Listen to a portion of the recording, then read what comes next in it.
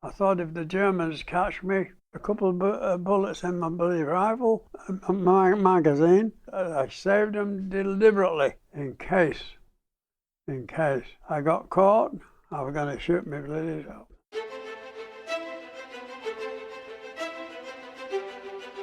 Welcome to the podcast where we track down Australian war veterans, have a chat with them, and hear their stories. I'm Alex Lloyd, and this is Life on the Line.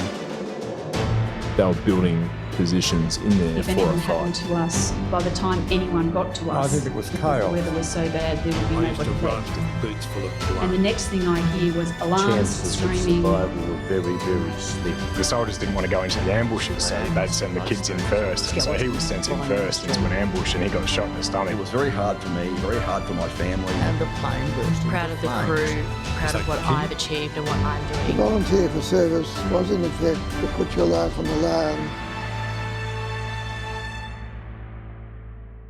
I feel very privileged to share with you the story of Victor Power. Victor is a 98-year-old World War II veteran of the British Army. He moved to Australia in the 1950s and gained his citizenship. Victor and I had been in contact about doing an interview for this podcast. He lives in Brisbane and was keen to fly to Sydney, have a bit of a holiday, and meet up with us to record an episode. A week before his trip, he was struck down with pneumonia and hospitalised. After weeks in hospital, I received a call saying it wasn't likely Victor was going home. As soon as I could, I jumped on a plane. In his ward, we found ourselves a room off to the side and spoke about his life and wartime service. This is our conversation.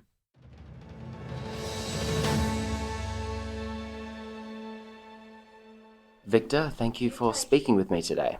Victor, when were you born? I was born in Trafford Park, Manchester, the 30th of June, 1919. Can you tell me a bit about your childhood? Oh, my childhood? Oh, well, I was a wild one. I was a wild one. How so? Well, I've had many good tidings for things that I didn't do, but I overcame all that. Were you being wrongfully accused to get the hidings? Oh, many cases.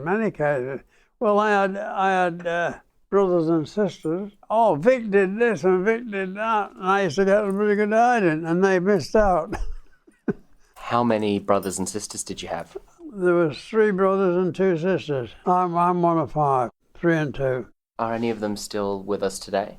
Your brothers and sisters? I wouldn't know. You wouldn't know? I wouldn't know. I've not been in touch. They've not been in touch with me, and I've not been in touch with them for some years because they've never bothered about me. In effect, I've become to believe I had no family. In that sense, you know what I mean? I don't know whether they're alive or dead. I wouldn't have a clue. What was your father's occupation? He was a storeman, a wonderful man. As a kid, he always used to take me a walk here or there. He got injured in the First World War. A bullet hit him on this side and he had that side. His left cheek? Yeah, his left cheek, and he lost his eye on the right. So it went in his left cheek and came out his right eye? Yeah. Well, he must have done. He had X-ray photographs, but I never got them. For some reason, I never got all his gear. Which part of the Western Front did he serve on? Well, he served in France too in the First World War. Well, I don't know much about it because he didn't like to talk about it. I didn't like to talk about my service. Was your father quite scarred or disfigured from the injury? Well, not particularly. He was able. He had his arms, his legs, much the same as I am. Just one eye missing? Just one eye missing, yeah. He was on a British pension at that time. Well, I do think that it did affect him a lot because he used to have me hold his hand on the right-hand side always, whenever he took me for a walk. And he'd have a go at me as a kid. You see that clock up there? I can see the time on that clock. That's what he was on about. And I said, well, that's all right. I can see the time. What time are you on? And I tell you, and so I'd repeat the time to him. He says, That's right, son, that's right. You had a good sense of humour then. Oh, yeah, of course it did. I was born with a sense of humour, yeah. What was your mother like? Well, my mother was a strict woman as regards behaviour. My mother was working in a factory and she was making shells for the First World War. And the press came down and chopped the fingers off of her right hand. And I became her slave in that sense. You had to help her around Well, the house. it was Vic do this and Vic do that and Vic do that. And I used to do a lot of help in the cooking and I used to do a little bit of help with my father, of course, but more so with my mother. What's the birth order between you and your siblings? Where do you fit in the family? Oldest. All the responsibility fell to you? More or less, yes. To a hell of a degree it was, yeah. Did the Great Depression impact on your family? Oh, yes, it did, because a lot of people were out of work and he had to struggle to get work and he managed, but it wasn't quite the same. Bread and margarine and dry bread and butter, dry bread and jam. Oh, yeah, I remember all of that. You're starting to bring me home. It's nice I can help transport you back across the seas. You sure are, yeah. What did you do for fun as a teenager? Well, dancing and going to the pictures, and some of the pictures were good. The old pictures, black and white, before television came out. I learned how to smoke and I learned how to drink. but in general, I lived like the boys that I was with. We'd go out dancing and picking up a girl here and there, and it was happy days they were. I used to ride a bike. Wherever I went on a push bike, yeah. The only motor vehicle I had was a Velocette, a motorcycle, 250. And I enjoyed using it. I really did. That was my first lesson of driving. But my father had a motorbike and sidecar combination. He got a car, got rid of the bike and got a car, and I was learning to drive the car up to going into the army. I've got the license. I was driving in the army and they got a license for me to drive any form of vehicle. I was pretty adept. When you were a bit older, a young teenager, do you remember reading in the papers about the rise of Nazis? My father was a handy man. He used to make radios. And I used to listen. I used to get up, light the fire and put the radio on and what he'd made. And I used to listen to, it was Germany, but at that time they were doing all the exercises. It used to make me think, and the music was beautiful. They played the music, a saxophone or whatever. The music was pretty good. I was listening to a broadcast from Germany, but I didn't know. I just thought it was some odd channel. Yeah. Entertainment, but I left it at that. But as I grew up, got into a little interested in world affairs, bingo, I used to think, hello, we're going to get another war. When war broke out, how did you react and feel at the time? Well, I didn't want to go, but I'm glad I had to do what I did. Were your parents worried when you were gone? I don't know their attitude. I wouldn't have a clue. I know for sure that when I was called up, my mother and father, you're not going to no war, you're staying right here. But they couldn't do anything about it. I just went.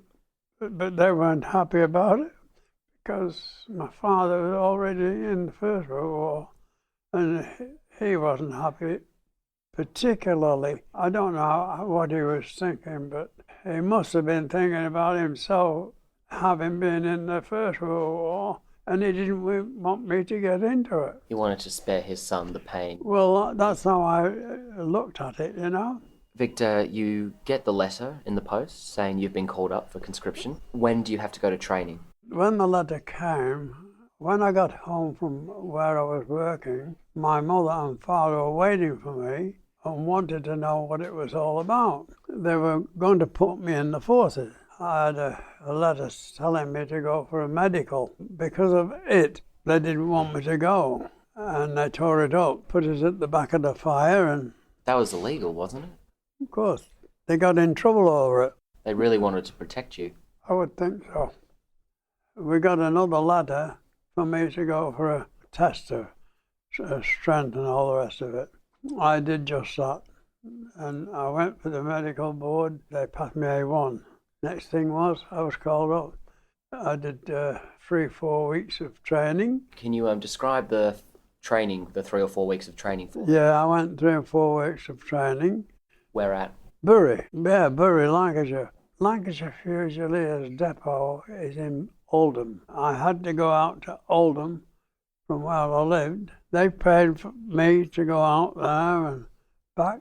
I passed all the necessary details that they wanted to know about me. And so I was in the army. They wanted to know what I wanted to be. I told, well, I had no choice because at that time they wanted everybody they could get to go over there. Christmas 1939, I was taken by rail and I got on board a ship and they took me to France. Actually, we were on the way to Narvik. We had winter gear, all the winter gear we could have, and they changed all our winter gear to another lighter gear. And the boat was turned round and ended up at France. We were taken out, we skirted Paris and went up north of France. Had you made friends by this point, or were you just so unhappy to be there? In fact, I was enjoying it, to be honest, because I was going on all a holiday. Well, I thought I was. The 2nd Battalion, Lancashire Fusiliers, they were World War I mob. Some of them were in the World War I. I was added to the 2nd Battalion D Company.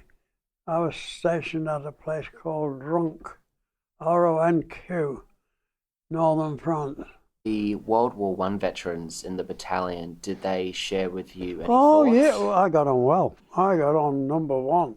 There was one of them, he used to amuse me. Every time we went for a shower, he wore his tunic and he'd eat a Spanish onion. Took the cover off of an onion and eat it like an apple. And he says, I've never had a cold in my life. What about your tunic? Don't you take your tunic when you go for a shower? No, he said, never do that, no way. I can get caught, stop me from getting cold. Funniosity. They need a sense of humour in that situation. Oh, they were good boys, yeah. I got on with them all. 20 years ago, the war to end all wars, now they're back at war with Germany again. Did they share their thoughts on that? No. We had to do what we had to do at that time. I was in Ronq in France. I was moved from there into Belgium, right into the battlefield. And I ended up at Brussels. With the same boys, we made our way to Brussels by foot. And while we were going in, the migrants, people wanted to get out of the houses, were coming out. Refugees fleeing the Nazis. Yeah, they were coming out. And they were impeding us and causing a problem for us. You're a private and an infantryman at this stage, a rifleman. A rifleman, yeah. I had one rifle, but I was trained on the Bren gun. I was trained on the Bren gun. And that was one of the things I couldn't understand, because when I got there, I took a Bren gun with me, but it was taken off me, and I had to show the other guys, that World War members, how to use it. Tell me about your posting in Brussels. We ended up in a cellar in the main street, just off the river. The river ran through Brussels. The bridge was supposed to be blown up. Blow up the bridge to impede the advance of the Nazis? Oh, yes. And they had, well, they broke through from Holland, I know Czechoslovakia, into Belgium on the far side. And where they broke in, the boys up there already were fighting the Germans, but they were too strong. They had everything, and all we had was, well, as I said before, a rifle. What could I do with a bandolier? I had a bandolier of ammo, pouches here, and I had 2 magazines for the brain gun, and as I said, it was taken away from me. That's hardly going to stop a group of Panzers tanks coming. We couldn't. Let's come back to you in Brussels. So you're based in the cellar. You need to blow up a bridge. The Germans aren't right there yet. You're not on the front line, but they are getting close. Do you blow up the bridge successfully? That was where the front line started. At the bridge? Yes, because the bridge was supposed to be blown and it wasn't. But you're based a bit further back from the bridge. Well, it would have been very, very close because... We're talking a block, a street, or...? Just about a block, yeah, just about a block. We'll come to the retreat to Dunkirk, but how long were you in Brussels before you had to flee? It wouldn't have been more than 4 days, 4 or 5 days. Were those quiet days for you, or were they busy? Well, we had work to do, preparations. We had to barricade the road as well. We did that as much as we could with horses, with carts, wrecked motor cars and things like that. We had to, but they just come through and they come straight through the They were fully equipped because they could make a bridge across any river without any trouble. That's how easy it was for them. What's the atmosphere, the morale like for you and your fellow troops? I mean, you sound like the underdog in this situation and Germany's bearing down on you hard. How did everyone feel? I think they only wanted to save themselves, much the same as I did. What could you do with a rifle and a few rounds of ammunition against a tank or a motor patrol or half a dozen bloody soldiers? I'm bloody lucky. You certainly are. On the 28th of May, 1940... That was the day we were ordered, yes. You were ordered to retreat? We was ordered to retreat, yeah. The German army is on the way with overwhelming force? Oh yes, they were massing on the other side of the river. Do you recall receiving the order to retreat? Oh yes, I remember it very clearly. Maybe 8 of us were in the cellar when news came up as regards retreating to the coast. That's all we got. We had to make our own way to the beach. It takes you 9 days to get from Brussels to the beach. Can you walk me through the events that occurred? We were shelled and bombed, and Stukas bombed us. Bloody things, they were whining away like anybody's business, and dropping the bombs like they did was something I'd never dreamt about. No. We were ordered to retreat. We were ordered into this copse, a few trees, to hide and relax because we've been bloody travelling fair distance. I don't know mileage, I wouldn't have a clue. And as soon as we got in that bloody copse, straight away we were ordered on the way again because they started to shell it. The Germans started to shell, yeah. Could you see them or just the shells? No, we didn't see them, just the shells dropping here and dropping there, yeah, in the copse, and we had to get out of it quick. Yeah. I imagine there was some strong language used by you. You can say that again. So you flee from the trees. Where do you go to next? Well, we carried on some bloody French lane towards the beach. From the copse, we sort of split up, a lot of us. It was every man for himself sort of thing. There was a row of garages behind these houses. I broke the lock on the garage and the car inside it. I got the other boys to help me push it out. I opened the bloody driving door. Bloody key was in there, the bloody lock. How lucky. Yeah. And I thought, hang on, boys. And I turned the key and the bloody thing started. Fantastic. Oh, beautiful. What kind of car was it? A Peugeot. Peugeot. And there are 6 of you climbing into this? There are 6 of you? There were 7 of us all together. But you'd split up by this point? No, we all piled on the on the bonnet. I could hardly bloody see. Yeah, I was the only one that was able to drive because I was learning driving at home. Do you have any food, any rations? No food. What was that? Oh boy, I never saw a full meal, any meal. I was lucky. We had a block of chocolate. I often wondered what it was like.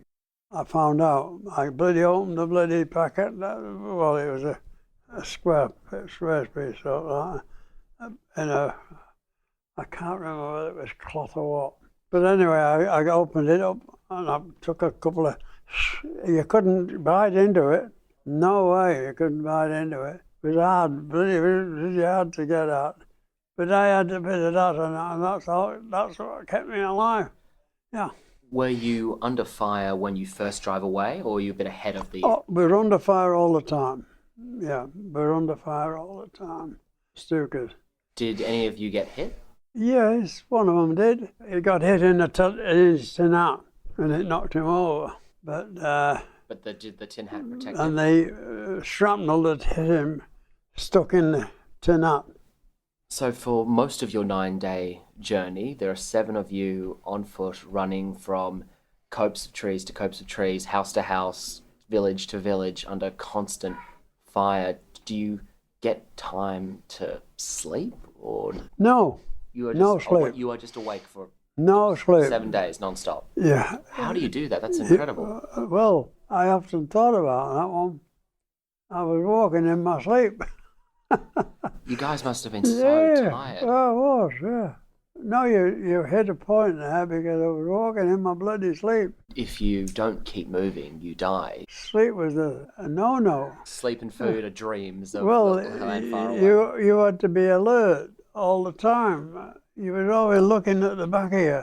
You never knew what was at the back of you, you know? Who was in charge, Sergeant Bottomley, or? Sergeant Bottomley was a good man. There was another corporal. He was pretty good too. I can't think of his name. When you're busy being under fire like that, did you have any flashbacks to your father and think about his injuries? No. You're busy in the present. My thoughts were getting away. I was not going to be taken a prisoner. I was determined on that. I bloody oath I was. But I didn't know whether I was going to end up at the bleach. I was, if it meant that I had to swim across the bloody channel to get to England, I would have tried it. Did you have any thoughts of suicide? Shooting myself? Yes. Oh, yes. Yes, I did. Bloody oath I did. I thought if the Germans catch me, a couple of bullets in my bloody rifle, my magazine, I saved them deliberately in case I got caught, I was going to shoot me bloody self. Did you get close to any German soldiers at any point? I remember one little part. We came across a troop of German soldiers, and they'd already killed British servicemen.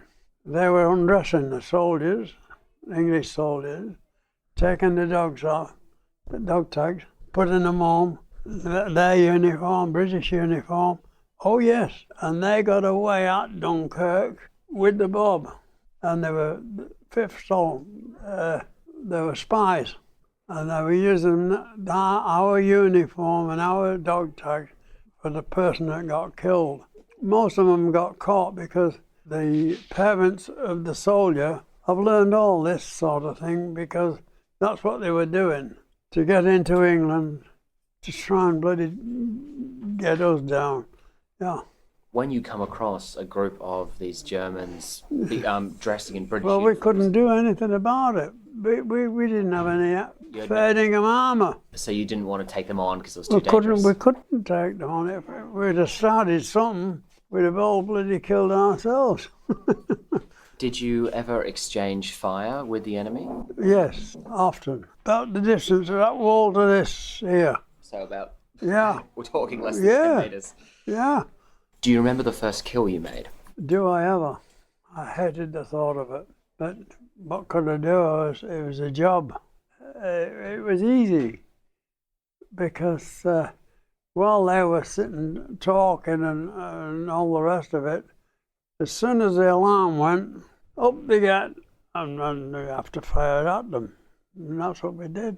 along the beach, when the Germans were bombing the beach, there was a plane. I was in one of the sand hills at France at Dunkirk. One of these Stukas came over and he dropped his bombs and he flew away. Well, there was three of them.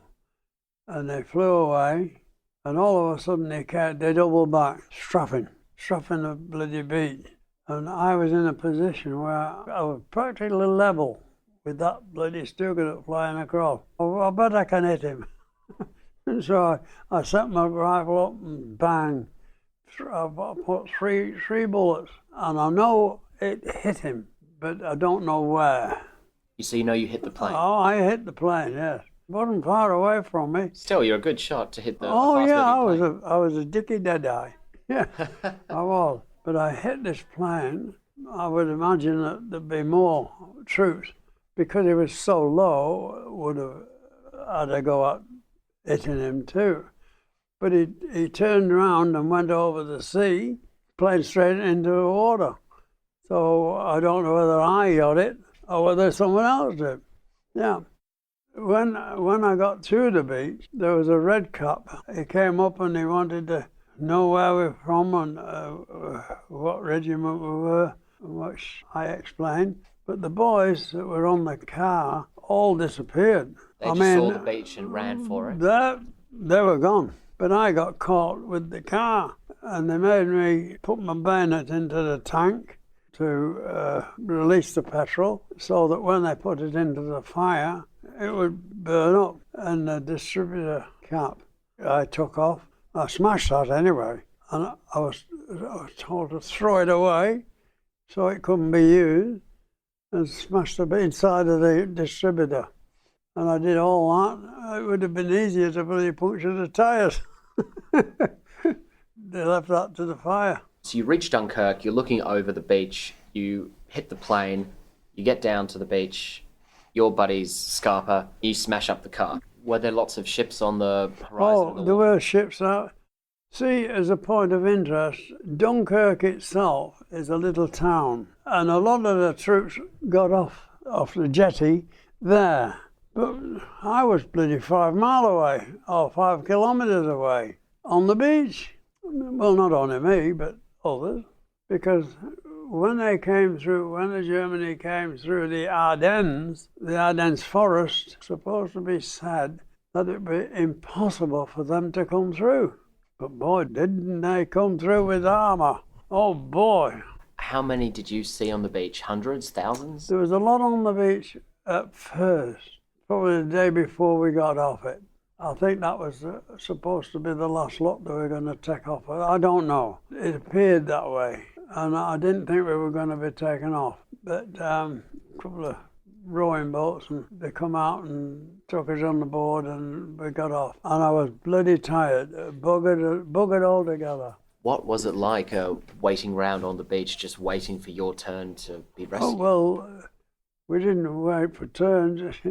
You scrambled. You scrambled for it, yeah. Did you wade out to sea? Oh, yes, we had to. Couldn't do anything else. That's where I was going to do my buddy's business, shoot myself.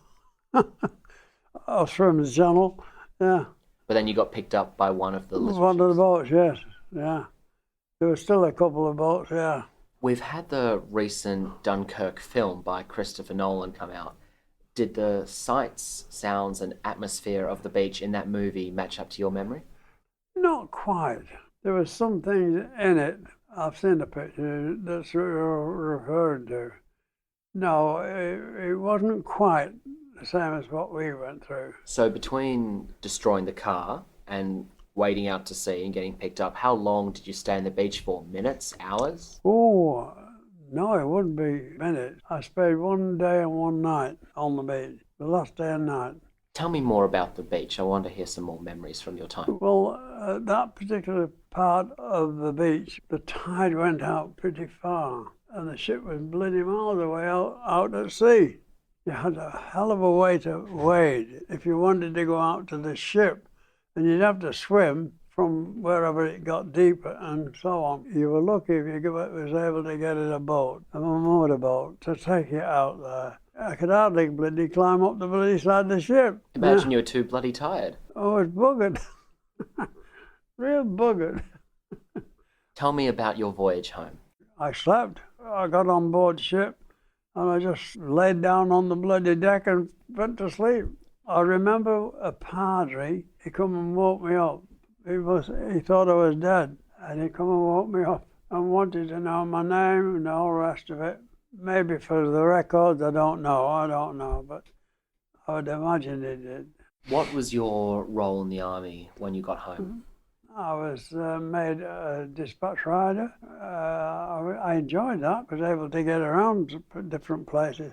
I had to go from headquarters on the ABCD. This was down south of England.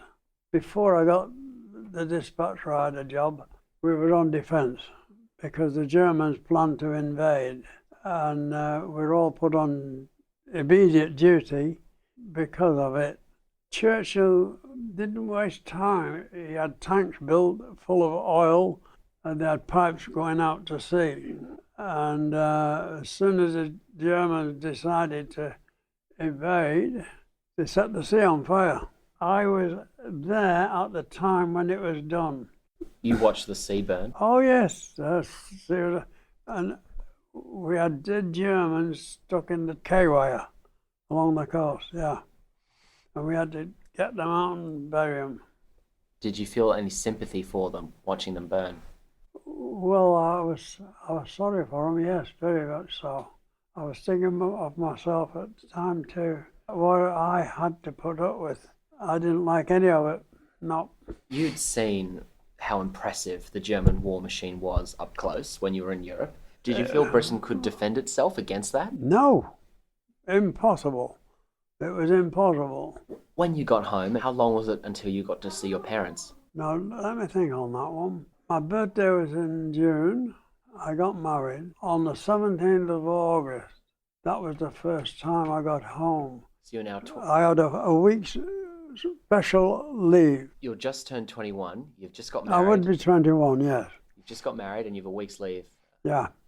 I had a week there and I had to return. Did you have talks with your parents about your time in Dunkirk? Do they ask questions? They never asked. They never asked? Never asked. They never asked any questions whatsoever. They just let everything die. Much the same as I tried to. Yeah. I was glad to be home, put it that way. I'm sure they were glad to see you. Oh, yes, of course. When does your period of conscription end? 1943. Well, I got discharged because I had an illness and I developed a TB and they put me out to grass. I was sorry because I was beginning to enjoy the life I was living at that time too. 1944, you're out of the army, but in June, almost 4 years to the date, British troops, along with American and Canadian, find themselves back on French beaches, but this time on the offensive. Yeah. How did that make you feel, hearing about D-Day? Well, I was sorry I wasn't there, but I would have liked to have done a little bit more for England, if you like. I didn't get out not to go back. I got out to go back. That was my attitude. I couldn't do anything else other than what happened.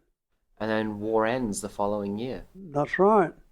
But I would have liked to have gone right through to the end, but it didn't work. I admit that I did become to like what I was doing. Although I didn't like killing, I will admit that one. But if it's just another job, just another job. Let's come back to your wife. When did you meet? Oh, that was a funny one, that one. What's her name? I was Marjorie Elizabeth. Marjorie. When did you meet Marjorie? Well, I was out one evening to go to a dance with a mate of mine, Arthur Kelly. And I went out, I got myself cleaned up and ready to go out. We were in the main street and Marjorie was on a push bike and she was at the side of the curb straightening her dress. I thought she'd had an accident or something. And I went over and I said, "Can I help you?" And she said, "No." And that's how we met. And so one of the men you fought with married a German. in the 40s? Well, that again has puzzled me. Now, I must admit it has puzzled me because I've not had any one of them have ever come back to me except one. And he went through the war and he was on peacekeeping and he was looking for somewhere. He married a German Frau. I was not happy about that part of it. I had a house with a spare room and I let him have the spare room for a short time till I came over to Australia. And then in the 1950s, you moved to Australia. What line of work did you go into? Oh, I'm a builder by trade. When did you retire? Even when I retired, I still did a bit of work for people, yeah. I was never a lazy person. I got on with what if somebody wanted a job, I'd do it for them. And your wife, Marjorie, she dies... 1975. 1975. I'm so sorry, that's such a young age to go. Yeah, that's right. It's terrible.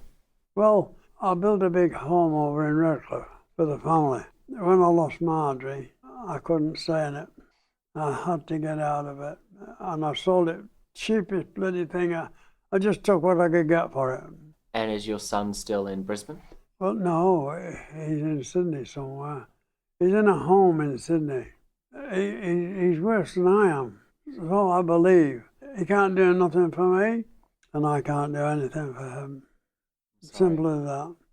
The children that he has, well, I get a ring from one of the daughters, but I can't do anything for her either. She's up in Darwin, so how can I get out to Darwin?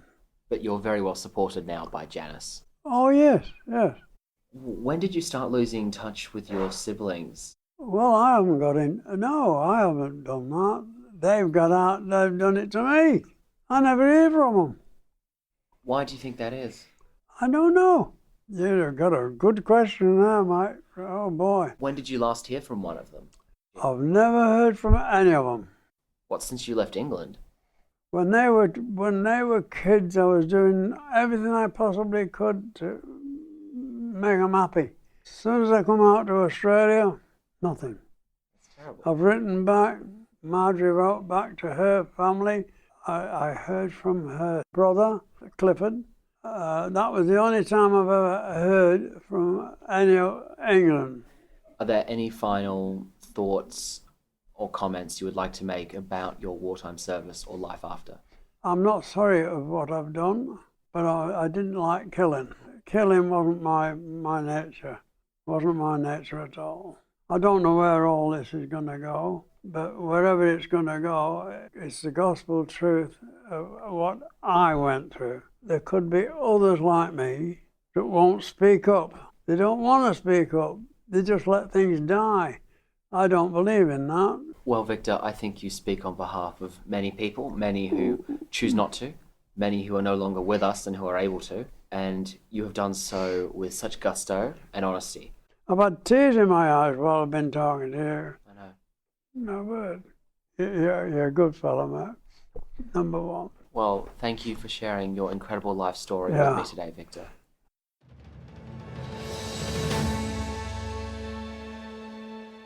During Victor's time in hospital, the French consulate visited him and bestowed upon him the rank of Chevalier, Knight in the Legion of Honor, France's highest military award. I am pleased to tell you that after that interview, Victor was eventually discharged and sent home and was cooking for himself again in no time. In subsequent phone calls, he apologised for what he felt was an awful interview, because Victor is quite a humble bloke like that. I'm deeply honoured he spoke with me and am proud to share his story through this podcast.